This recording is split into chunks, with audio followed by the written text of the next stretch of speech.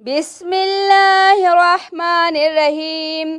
اللہ کے نبی سلیمان علیہ السلام کی 60 بیویاں تھیں، تو انہوں نے کہا کہ آج رات میں تمام بیویوں کے پاس جاؤں گا اور ہر بیوی حاملہ ہوگی اور پھر ایسا بچہ جنے گی جو شاہ سوار ہوگا اور اللہ کے راستے میں لڑے گا۔ چنانچہ وہ اپنی تمام بیویوں کے پاس گئے، لیکن صرف ایک ہی بیوی کے ہاں بچہ پیدا ہوا اور وہ بھی ادھورا ہوا۔